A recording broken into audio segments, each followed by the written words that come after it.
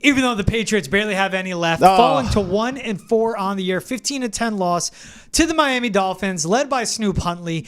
It was a meeting, Travis, of the two worst offenses in the NFL. And what prevailed? One of the ugliest football games I've ever seen. We saw a blocked punt, a bad snap, interceptions, all before the half, all these awful conclusions to drives, the lack of scoring. But who puts it together at the end? The Miami Dolphins with their run game, which makes it ironic today.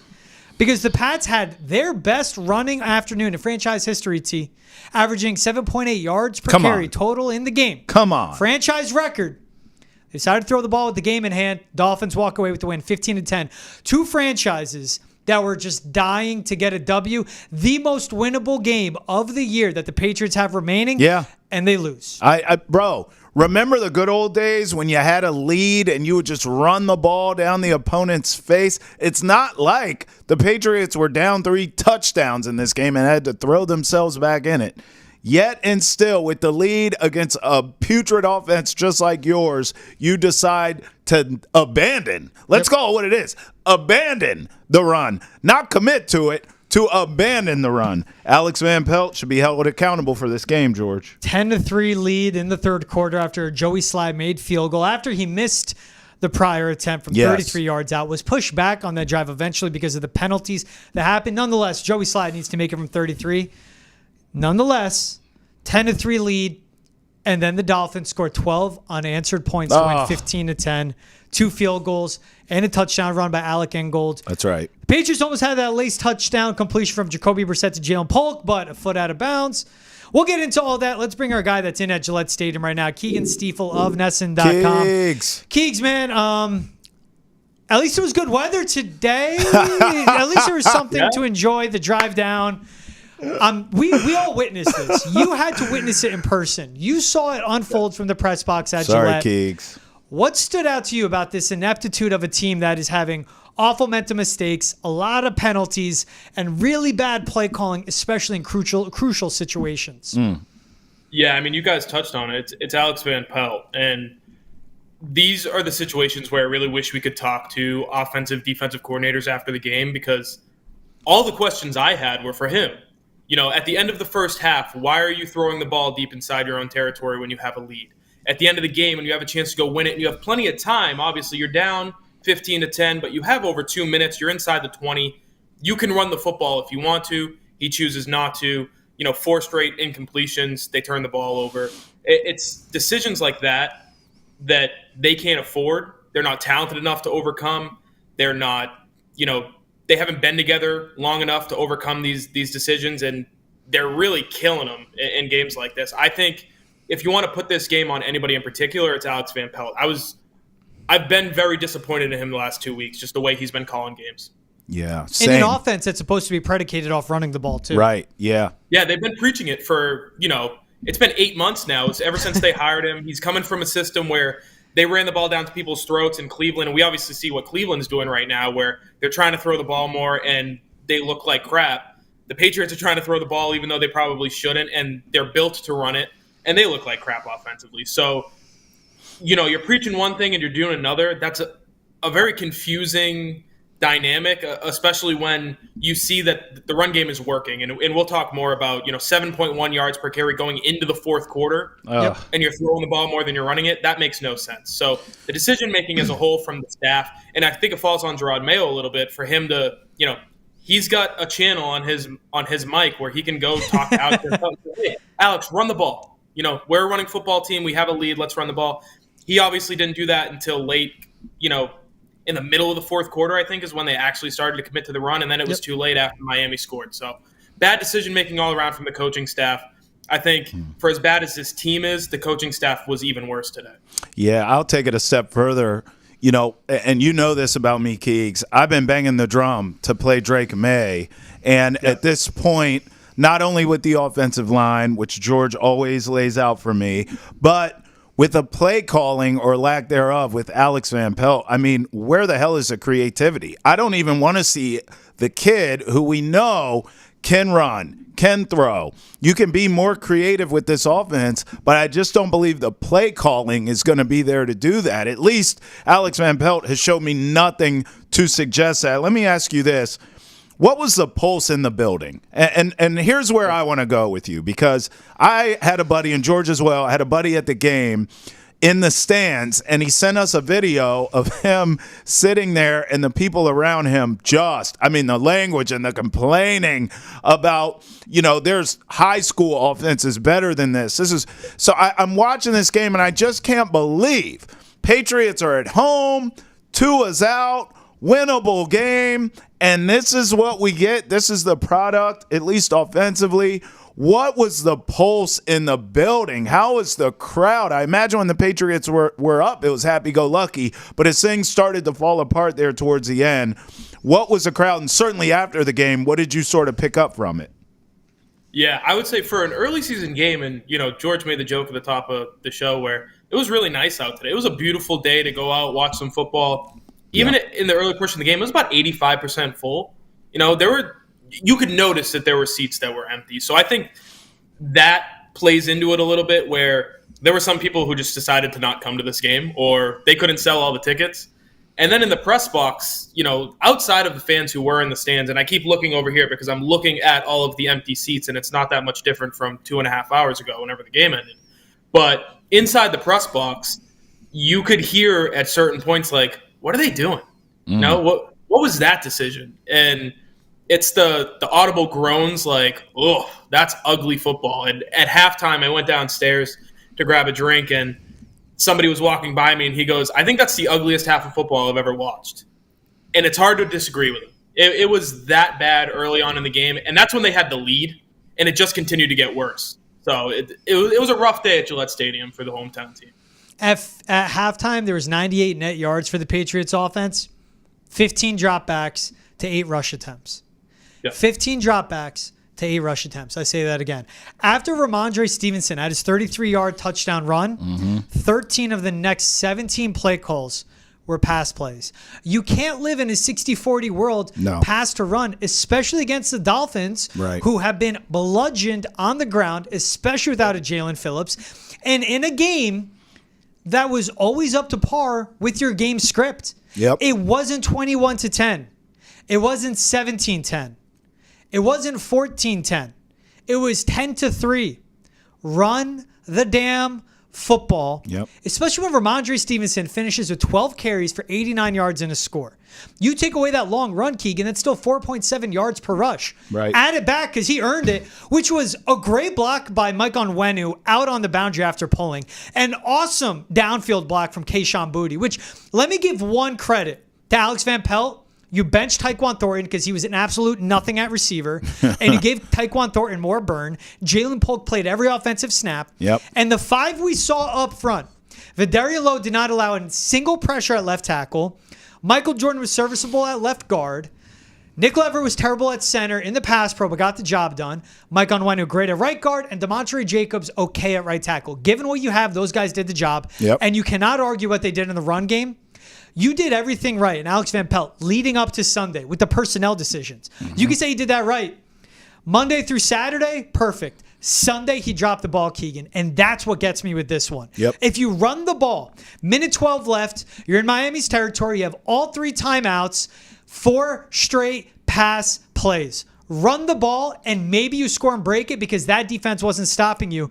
Just like what Miami did when they got a second life after that Christian Ellis defensive pass interference. They ran the ball 7 straight times before taking a game-leading touchdown off an Alec Ingold fullback dive. The opposite sideline was literally showing you what to do, and Alex Van Pelt did not pick up on it. Yeah, and I wouldn't even give Van Pelt credit for the personnel moves. That's a Robert Kugler and that staff, the offensive line coaches, they decided to make that. Scott Peters is the actual offensive line coach. They make those decisions, right? Scott Peters said earlier in the week, Mike Onwenu is our best offensive lineman, but he's at his best at right guard. In a perfect world, we move him to right guard, and it makes the entire offensive line better. They did that. And the offensive line, this is the best they've looked all season. I'll say even better than in Cincinnati in week 1 in the run game. Right? So your first 2 dropbacks of the game, Jacoby Brissett gets sacked. And it looked like it was going to be a long day. Right? Nick Leverett at center you can't trust him in pass protection. He's a good run blocker. It's the same thing with Layden Robinson, who got benched this week. Great run blocker at right guard. You just can't trust him in pass protection. Yep. So first 2 dropbacks of the game, quarterback gets sacked. You start to run the ball a little bit. You score a touchdown on your second drive. Going into halftime, you have a lead. You get the ball back with under 2 minutes left, deep inside your own territory before halftime. They run the ball for 8 yards on the first play of the drive. George, Travis, anybody, do you want to guess what they did on the next 2 plays? Passed it twice, and then they punted. Deep shot down the right sideline for no reason, and then an incomplete pass on third down. You punted away. Miami should have had a chance to kick a field goal. They had a penalty of their own that backed them out of field goal territory. They ended up punting it. The Patriots, again, tried to pass the ball with less than a minute left in the half to make something out of nothing. You're not good enough of a team to do that. Yep. The risk-reward in that scenario is astronomically toward the risk side. There was no reason to pass the ball there. That's in the first half. And then, like we said, going into the fourth quarter, you're averaging 7.1 yards a carry.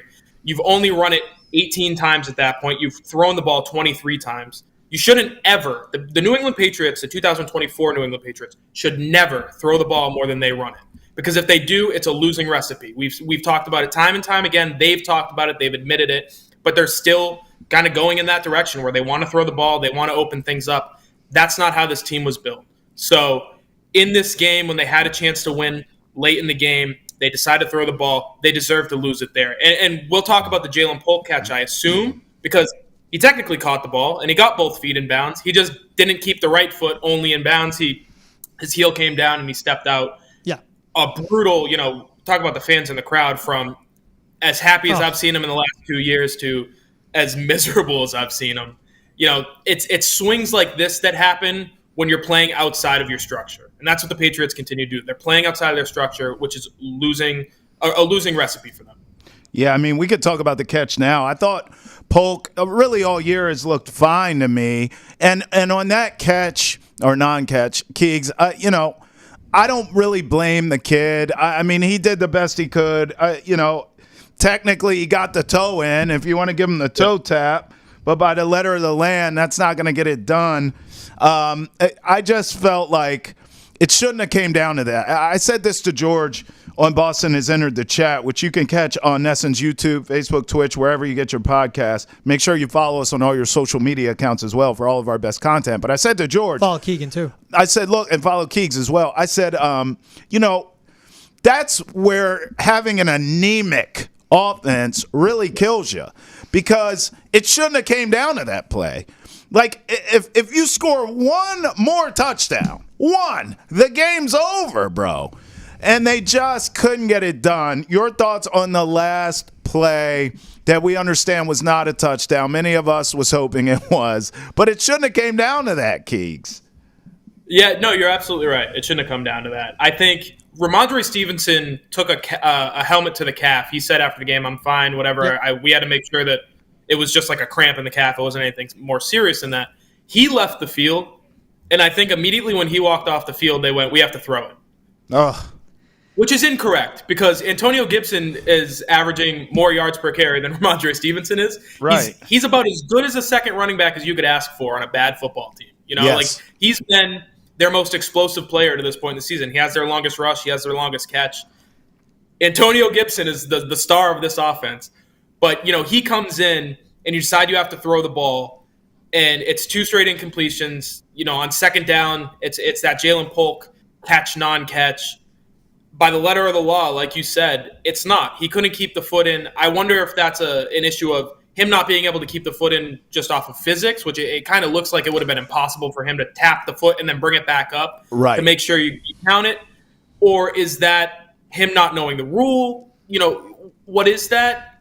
I wouldn't say it's that. It was just a matter of the throw was a little high. He had to try to make a play on the ball, and he couldn't come down with it. Right. I think everything that led up to that point, though, is the problem. And I'm going to continue putting this on the coaching staff before I do the players, because we know what this roster is. And they've been very upfront. Gerard Mayo has been very upfront about, we know we're coming off a 4-13 season for a reason. The roster isn't what we need it to be, but we're going to play into what it is and how we can be successful. And they just haven't done that. And that's the frustrating part about watching a team. You know what they can do to be successful, and they refuse to do it. Yeah, real quick on the rule. Shout out Alex Barth who fished this out on the NFL.com rules. I tried looking it up, but during the game, credit to him, he found it. Basically boils down to if any part of the foot hits out of bounds during the normal continuous motion of taking a step, heel toe or toe heel, then the foot is out of bounds. A player's inbounds if he drags his foot or if there's a delay between heel toe or toe heel touching the ground. Would love to know what that delay is, but basically got his entire left foot in. If he just dragged his right toe and kept dragging it, and basically was a ballerina, sounds like it would have been a catch. But again, this team is not good enough to let that happen. That's right. And what got me, Keegan, on that play too, 1st and 10, Dolphins rushed 4, clean pocket, Jacoby had time, and complete. 2nd and 10, Dolphins rushed 4, clean pocket, Polk touchdown negated. Yep. 3rd and 10, Emmanuel Ogbah unchecked off the edge. They brought the heat with 6 rushers, and Jacoby finally got the ball out quick, survived another down, kept it at 4th and 10. Again, they brought the heat. Again, it was incomplete.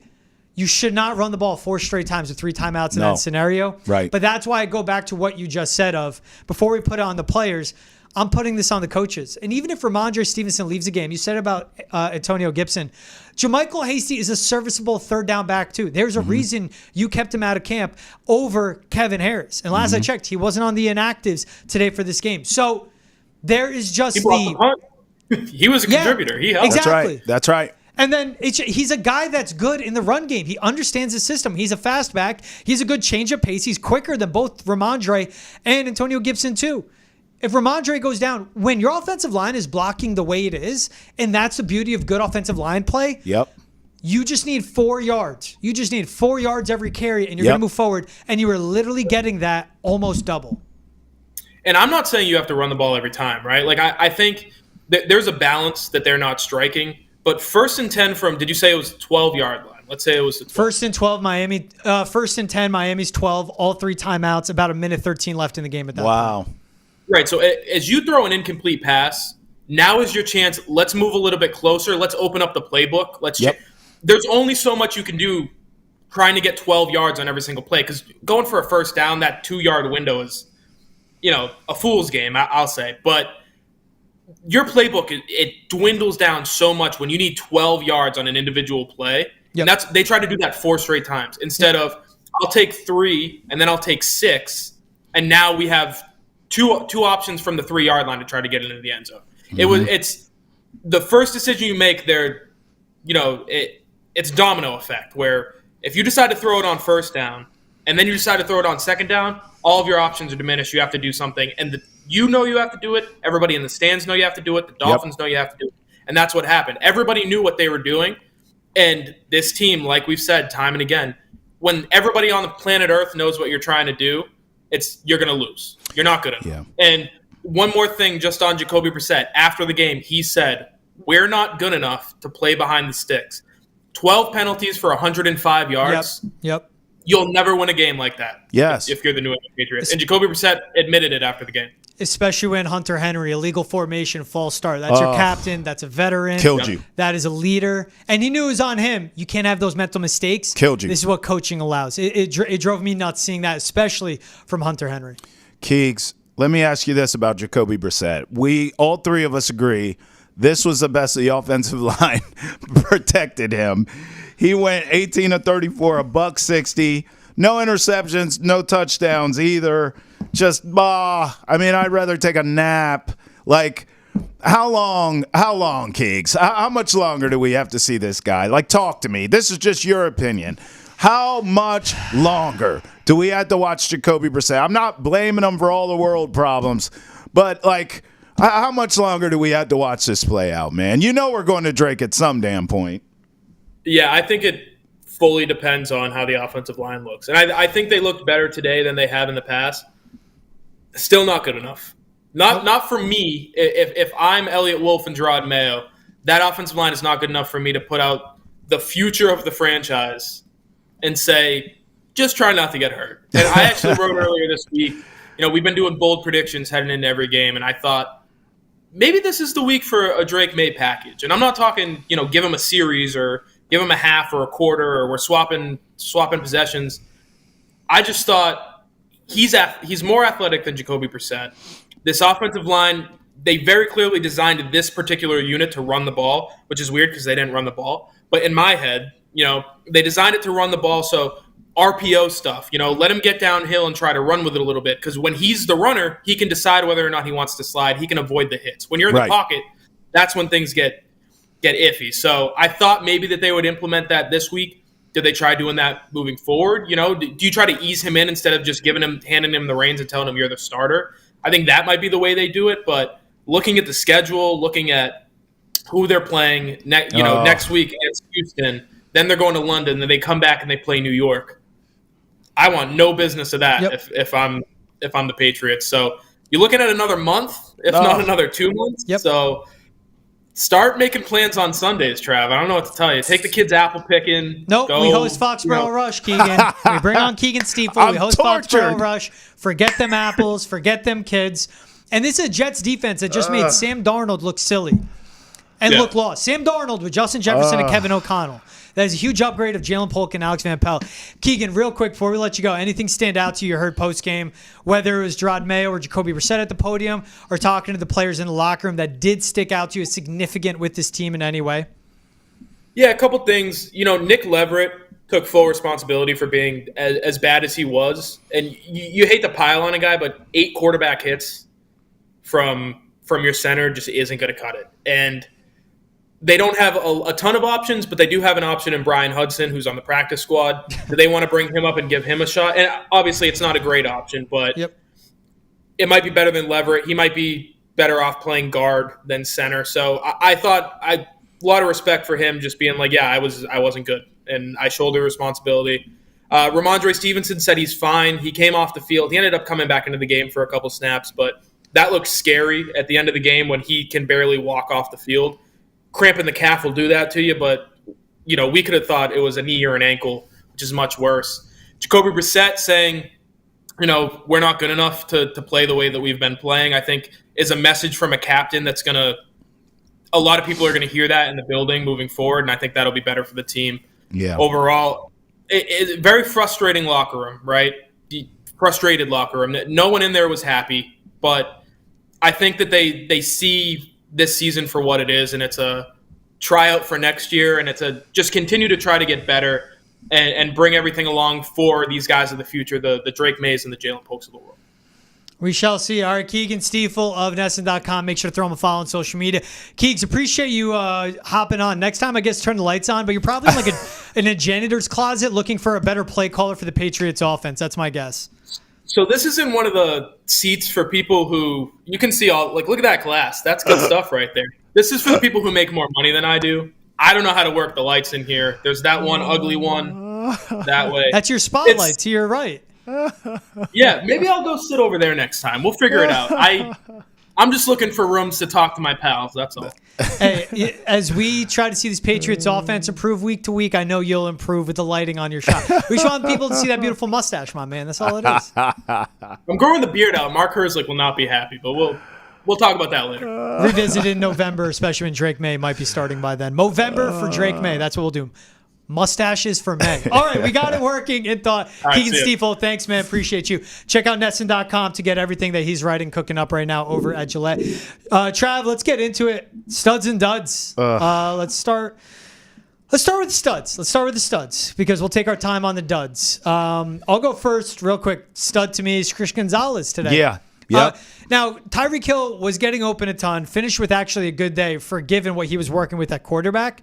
But the interception Christian Gonzalez had while covering Odell Beckham Jr. just read Huntley perfectly, just knew what to do the second that ball was snapped. Didn't even look at OBJ, was looking at the quarterback the entire time. Yep. And then it was 3rd and 13, I believe. Completion to Jaden Waddle at the sticks. Gonzalez, not the most full frame, put his shoulder into Waddle's back, stopped him, and that held the Dolphins to a field goal, and that was big instead of moving the chains because Waddle was right there at the marker. So Christian Gonzalez, by far a stud today for the Pats. I'll second you with that one. How can you not? This kid's an absolute beast. Here's another one I went with, and it should have been more. I'm going run game here as a stud, although we understand, and we've just talked about it, and we will continue to talk about it till we're blue in the face. Alex Van Pelt, you should be talking about it, but it's a run game. I mean, look, 19 carries as a unit, 151 yards, and a touchdown. those carries should have been doubled at least. Rhamondre, 12 carries, should have been 22, 25. Antonio Gibson, 6 carries, should have been 12 to 15. Both guys effective yards, as we've talked about. Of course, Rhamondre with the long touchdown run. But the run game's still a stud in spite of the fact that the carries and the touches were not there. Here's another thing. Antonio Gibson can catch out of the backfield. You can line him up. He was a wide receiver in college. Yes, that's right. Hey, George, here's another word. I'm saying it again. You can be creative with him. Yep. We're not seeing any creativity out of this offense at all, my friend. But the run game was still a stud nonetheless. No, run game is good. I like you pointed that out. Another one of my studs, you got to go Rhamondre Stevenson. That's where the run game comes in. Him and Antonio Gibson combined, averaging 7.9 yards a carry on the ground. Yeah. He finished a line of 12.89 and a touchdown. Remember week 1 when they beat the Bengals? Yes. His line was 25 carries, 120 yards, 1 touchdown. Yeah. They won 16-10. They controlled the clock. They controlled the time of possession. They dominated at the line of scrimmage, and they kept feeding Rhamondre, and that's what he should be. Yep. He was benched in this game for the first series, and then he came in, and he saw him ignited. And credit to Gerard Mayo with that. Yes. We didn't know what his role was going to be. He found a way to motivate him. He was taking care of the football. Yes, he was. 2 hands on the rock. No one punching it out. No normal fumbles. Like, he didn't fumble today. They were That trying. is an improvement. Rhamondre Stevenson was a better running back this week than he was last week. But you didn't give him the ball. And that's Right. what's going to go into our duds. But Rhamondre Stevenson played phenomenally well. He was great. He was elusive. 33-yard touchdown run. That was exciting with some great blocking from Mike Onwenu and Keishawn Boutte on the outside downfield. Yep. Last one for my studs. I just went special teams. And at this point, I mean, this is like every week with them. The special teams is solid. Joey Sly missed a field goal, but it wouldn't have mattered anyway in this game. But I thought overall, and I think this all season and every week, it seems like the special teams have shown up for the Patriots. They've been solid. That's where I do give Gerard Mayo some credit. The defense, the special teams, a lot of this stuff is coaching. They are on point. Blocked a punt in this game. I've been very impressed with the special teams from the Patriots all season. It seems like every week they end up on my stud list. My last stud, you said it. I'll go offensive line. Jacoby was only sacked twice after an awful start where his instant sacks on first and second down, but only sacked twice. Nick Leverett let up about 8 pressures, I believe, so that was a majority of them. But aside from that, Vidarian Lowe at left tackle, Demontre Jacobs at right tackle, where he did play a lot of that in college at UCF. Lowe and Jacobs held their own. There's some semblance. You have Mike Onwenu at right guard, but then they only have one starting offensive lineman up front. That's what's scary. Yep. But they performed well.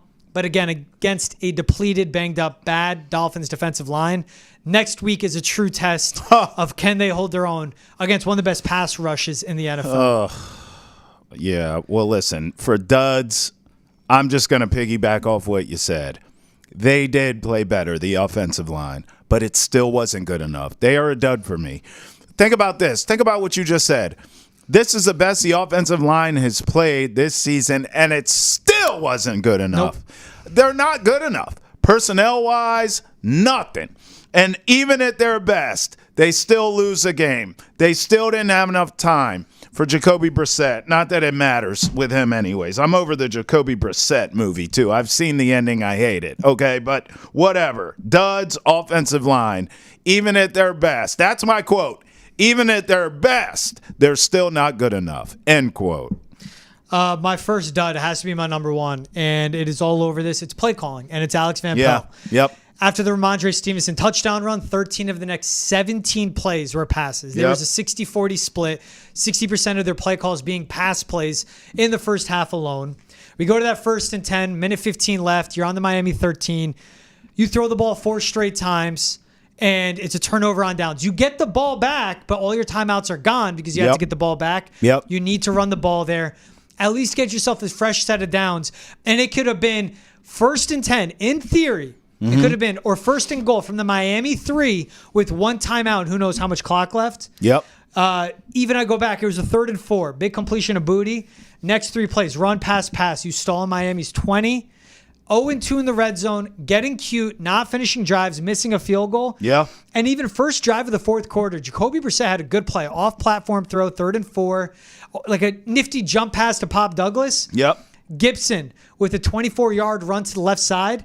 Next 3 plays, Rhamondre Stevenson, first down, 2-yard gain, Incomplete. Yeah. It was an awful showing from Alex Van Pelt. He's leaving this entire offense out to dry. Yes, he is. He's not doing himself any favors. And what gets me is right before half when it was run, pass, punt, and then they got the ball back again, 3 straight passes, and they didn't get anywhere. Remember week 2 against Seattle? They get the ball right before half. A run with Jermichael Hasty, pass, they punt the ball. Seattle has enough time to get down to score a field goal. If this was an actual offense, if Tua was actually playing quarterback or just someone better than Snoop Huntley, who knows what today would have looked like. They got smoked. You need to help yourself. You need to help your defense. You were outplayed in time of possession by 9 minutes, and it was because of your play calling. George, I don't know why. Probably because it always pops into my head, but gambling just popped into my head. I remember you and I leading up to this game talking about how low that damn total was. 35.5 took the we under. said no matter what the number lands on, we would still go under. We would have cashed that. I did not bet it, but we did cash that ticket. I agree with you, Dud, Alex Van Pelt. I keep going back to the creativity. In fact, let's just have this conversation because you and I have been covering the NFL for a long time. And Lord knows, I have covered some really, really bad offenses down there in Washington. But I bring this up because there were some years where personnel-wise, much like the Patriots, Washington was atrocious. But fans, media, you would leave the game and you would say they're a spirited group. They try. They run trick plays. Yeah. There's creativity. This team is vanilla bad. Like it's one thing coming in. Your offensive line stinks. These wide receivers aren't going to get separation. More on that in a second. You kind of know all this stuff, right? Jacoby Brissett's been around forever. He's average at best. My God. I mean, can there be some reverses? Can there be some trick plays? Can there be throw something at a flea flicker? I mean, I would love to see a flea flicker right about now. Do something creative outside of the box. No, you're just going to line up and be vanilla. Yep. Oh, okay, got it. So I'm with you with Van Pelt. Now let me go to receivers, who's also on my dud list. It is easy for us to sit up here and bang on the offensive line that is terrible. It is now, a month into the season, with enough evidence, easy for us to sit up here and bang on Alex Van Pelt and the play calling or lack thereof and not committing to the run against these Dolphins and all of that. Yeah. But we cannot let these wide receivers off the hook. I know there's no true number one. I get it. Devontae Adams ain't walking through that door. Brandon Ayuk ain't walking through that door. Hell, a number one bona fide wide receiver ain't walking through that door. But can somebody, anybody, pretty please with a cherry on top get open for the love of all things holy? No? No separation? Got it. I mean, I'm sick of seeing that too, George. There's no one making plays. And I love Pop Douglas. But Pop Douglas at best is a third, fourth option on a good team. Am I wrong? No, I'm not. Okay, thank you very much. These wide receivers, I know the line sucks. I know Jacoby Brissett ain't no damn good. But can somebody get open to help a brother out? No, that's the answer week in and week out. I am tired of watching these slower than molasses wide receivers not do anything. I mean, no one's doing anything, George. No one's making any plays. No one's creating any separation. This wide receiving core stinks. The receiving core is bad. I'm going to double down on my dud and go Alex Van Pelt again because you spoke about creativity and getting open. When did we see it? Play action pass, Jacoby Brissett rolling to his right, deep shot, opposite hash to Pop Douglas in the end zone. Yeah. That is not DeMario Douglas's game. He's short to intermediate. Right. Why is that not Keyshawn Boutte? Why is that not Jalen Polk? And again, what is with these deep developing routes? I know. People not getting open. Since Hunter Henry had his 10-catch, 100-yard half against the Seattle Seahawks, the last 14 quarters of football, I'm pretty sure he has 7 catches for around 70 yards. The last 14 quarters of football. Wow. So the second half and then 3 games since. Jets, the 49ers, and now this game on Sunday in their loss against the Dolphins. Part of that is scheme. A lot of that is scheme, I believe, where you saw what Hunter Henry can become. This is not a good receiving room. No. But Jalen Polk has shown flashes. He made a good contested catch. Sure. And he would have had a game-saving play if he dragged his toe or if he was just a half a foot further. Yeah, I don't blame him for inbounds, that. right? Yeah. You kind of just did. You blamed his whole receiving room. Yeah, but for that last play, I don't blame. Polk made a play. He did what he could. This is a group but I agree. They're not getting separation. Yeah. They're not getting help from the play calling. And that's when I look to the leaders in the room. And that's when I look at a Gerard Mayo to hold Alex Van Pelt accountable, to look at Alex Van Pelt and adapt and change. Like, this is, in theory, this is the same offense you would see in San Francisco. Yeah. West Coast, play action, outside zone runs. Everything is living off of the run game. Mm-hmm. At least in San Francisco, year in and year out, you will look at their splits. They run the ball 48% of the season. They're running it without year. McCaffrey right now. Exactly. You're not even doing that, but you don't have the same pre-snap motions. You don't have the same motions at the snap to make things get difficult. Yeah. When you had the motions at the snap, Right. was that Rhamondre Stevenson 33-yard run. Yeah. We have a pulling Mike Onwenu opening things up. Yep. Okay, but like to get to all that falls back on Alex Van Pelt. Another dud I have in this one. Okay. And I just spoke about it too. It's Hunter Henry. He's been a no-show since the second off against the Seahawks, and he will wear it. He will own it. He's accountable. He's a leader. He's a vet. Those 2 penalties, illegal formation, but especially that false start. Especially the false start. That's unacceptable. But hey, you know what also? When you have 12 penalties for 105 yards, you're literally giving up a touchdown. 105 yards. Because if a team goes 100 yards in the end zone, shoot, they're 5 more yards into that sucker. Right. They go that far. That's on Gerard Mayo. That is what he allows in a game, and that is on his coaching staff as well, lack of execution. George, I'm looking at the schedule right now. Where's the next win, dog? Like Miami, you ain't winning next week. In November? You ain't winning next week, right? You're not beating Houston. I mean, then you go to London. I don't know. I know Jacksonville stinks, but do you have confidence in that? I don't. No, Jets. The team that just put up 37 points? No. Yeah. They're not going to beat them. At Tennessee, at Chicago. Where's the next win, George? Maybe Where? at Tennessee. I don't know what happens with Will Levis, but if it's Mason Rudolph and a team that's just going to run the ball because they have Tony Pollard and Tyjae Spears, I'm fine with that. At Chicago, that's a really good defense. Caleb Williams is figuring things out. The Rams at home, like Sean McVay, you're not going to beat Sean McVay. No. He's too good of a coach. No. He's just too good of a coach. Maybe at Miami, but in Miami late in the season, that worries me. You get them to South Beach, it does worry me. Tua's Distractions are real. back. Tua could be back. I was eyeing that Colts game right before the bye, but this team's going to be beaten. No, I cannot confidently find you another win because today was it. I agree. This offense still figuring itself out. Yep. You're the worst offense in football. That's the second worst offense that you just faced. That's right. And you only put up 10 points, and you left your defense out to dry. Yeah. And you had all these penalties, 12 penalties for 105 yards, including a penalty where Christian Ellis has a defensive pass interference that gave second life to the Dolphins, where they went on to run the ball 7 straight times before taking a 15-10 lead. You want to look for wins? That was what you were looking at on Sunday. That's right. That's what they were looking at today. That's right. That would be their second win of the season, and it should have been. But they didn't run the ball, even though they were running it effectively, and Rhamondre Stevenson was spectacular. Preach. And the offensive line was good run blocking on the ground, and the defense was doing its job. This offense dropped the ball because of the decisions made on the sideline, in the headset, and up in the booth. Preach. With Alex Van Pelt and Gerard Mayo letting it happen.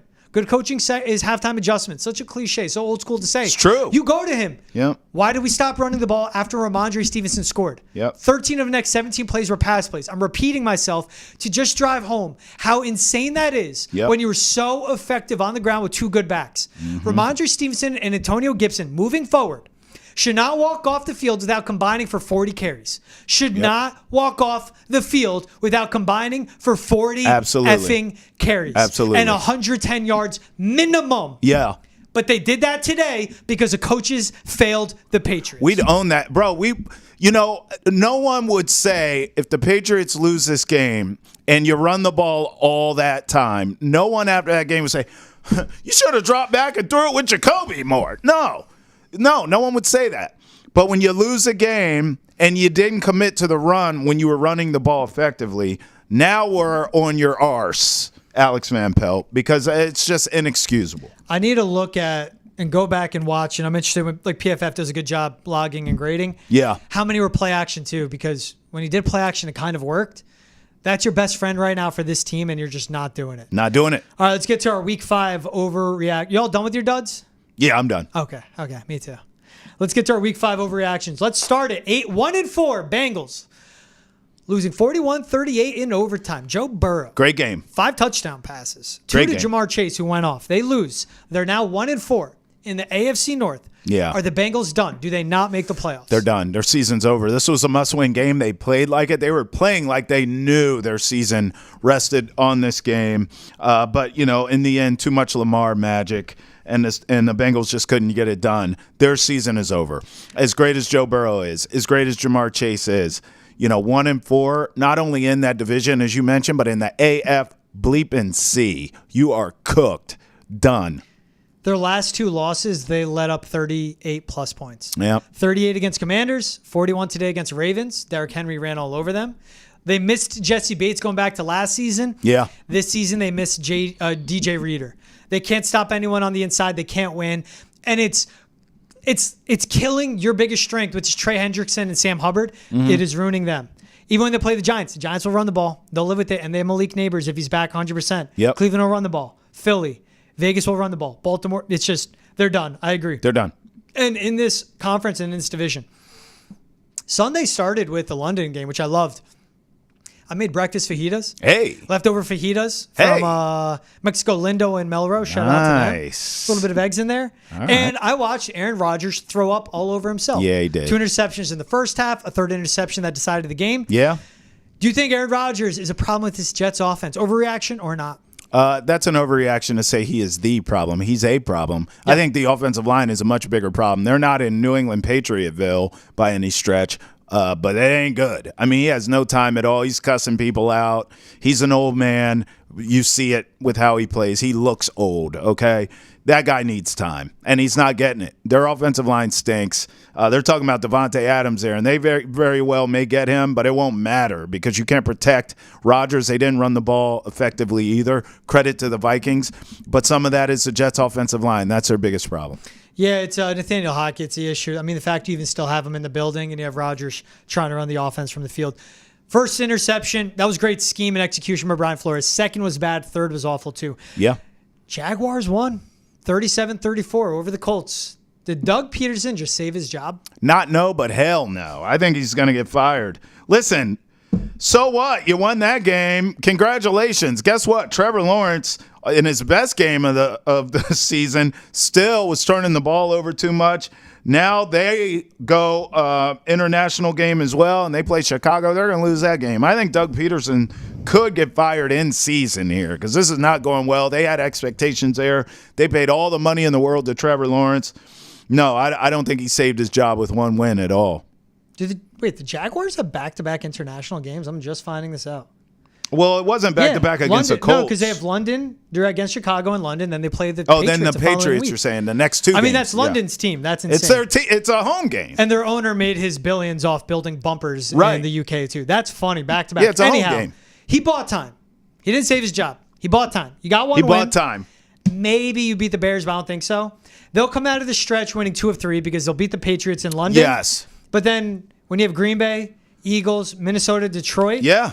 And you have 2 wins going into your Week 12 bye. Fired. Yeah, exactly. You'll be fired right into the bye. Gives you a week to get the new head coach settled in. Yep. Texans are the team to beat in the AFC after beating the Bills. I don't think it's overreaction. I'm willing to go there. I believe. The more I watch this team, CJ Stroud. By the way, this is a game. Nico Collins got hurt. Didn't even matter. They still got it done. Yep. This team is loaded. DeMeco Ryans can coach his arse off. The more I watch them, George, and especially with the Chiefs being vulnerable, I think the Texans could be Super Bowl bound. This is not overreaction. I think they're the team to beat in the AFC right now. Their young secondary scares me. I need to see more from the offensive line. But they're winning 1-possession games. Yeah. And CJ Stroud just looks awesome. Yes. I think Nico Collins with a hamstring, that's concerning, but he was still great. He'll be even back after he pulled up. Yeah. I think the Ravens are the team to be in the AFC right now with the way they're running the ball. And I'm not ready to close the page on this Devontae Adams era right now. Sure. And the saga of him landing in Baltimore or Buffalo possibly. Yeah, that's a game Baltimore changer. needs him. They need to make a push. Last one, Kirk Cousins. Yep. League MVP? I think it's an overreaction. I think he's an MVP candidate, no question. Kirk Cousins winning the MVP, I don't know if I can buy that. Although, look, if the Falcons can rattle off a bunch of wins here, let's say they get a 1 seed in the NFC, Kirk, his numbers are going to be there. It's always a question of, can he win when it counts? If they're winning in late December and they get in the postseason as a top seed in the NFC, Kirk could be the MVP, but not right now. The fact that he's almost at 1,400 yards and 8 touchdowns after that week 1 awful showing. Right. But we've seen 2 primetime game-winning drives. One, they were really close against the Chiefs as well. But what he did against the Eagles, what he did on Thursday night against the Buccaneers, in the fourth quarter, after throwing an interception, and in overtime, I'll say it. Kirko Chains. Kirko Chains, baby. With that play calling in a dome, with that offense, he's going to win MVP when they win the division. He's Travis Thomas. I'm George Balekji. This was Foxboro Rush. Thanks so much, guys, for tuning in. Wherever you get your podcast, Spotify, Apple, Amazon Prime. Like, subscribe, download, rate, and review. Go to Nesson's YouTube page. Hit the subscribe button as well. We'll see you guys Wednesday with a new episode dropping.